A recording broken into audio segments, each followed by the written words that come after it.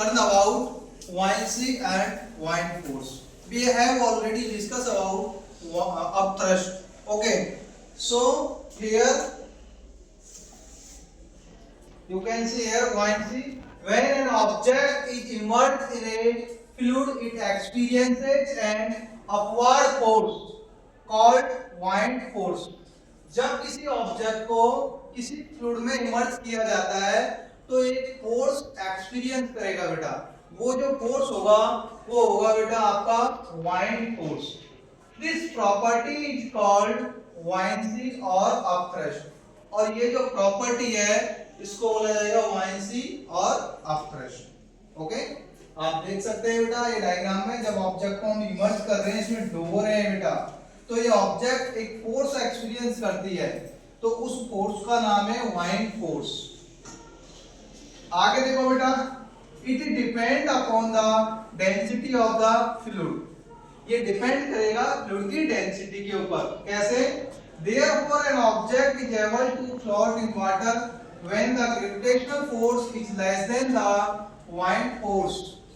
एक object fluid के ऊपर तैर पाने में समर्थ हो पाएगी कब? जब वहां पर ग्रेविटेशनल फोर्स buoyant फोर्स से क्या होगा?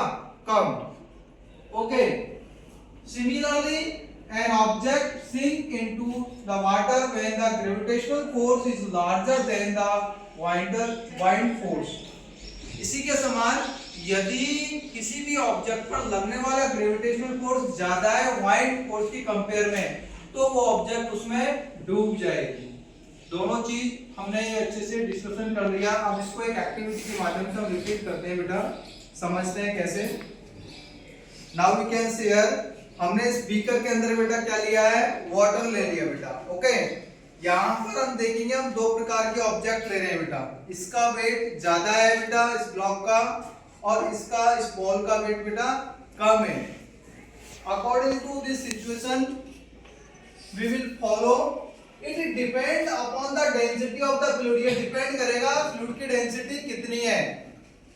Therefore an object is able to float in water when the gravitational force is less than the buoyant force।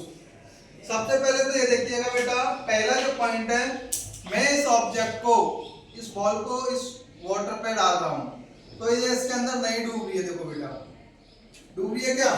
मैंने नीचे डुबोया, वापस से ऊपर आ गई, फिर डुबोना चाह रहा हूं, वापस ऊपर आ गई। इसका मतलब ये है इसके द्वारा जो buoyant फोर्स है उसका मैग्नीट्यूड ज्यादा होगा कंपेयर टू इस बॉल के ऊपर लगने वाले ग्रेविटेशनल फोर्स के। ग्रेविटेशनल फोर्स किधर लगेगा? नीचे की तरफ, वो कम है। किसके कंपेयर में? buoyant फोर्स के कंपेयर में। देखो मैं डुबा रहा हूं, जबरदस्ती इमर्ज कर रहा हूं, लेकिन ये वापस बाहर आ जा रही है बेटा। यस, लेकिन सिमिलरली हम देखेंगे कि ये जो ब्लॉक है बेटा, इसका वेट मतलब इसकी डेंसिटी इसके कंपेयर में ज्यादा है, तो मैं इसको उसमें डालूंगा तो ये इजीली बेटा इसमें छोड़ दूंगा तो डूब गई है। ओके, ये सिंक नहीं हो, फ्लोट नहीं हो पाएगी, जबकि बॉल क्या हो रही थी? फ्लोट हो रही। यही तो कंसेप्ट है बेटा, it depend upon the density of the fluid.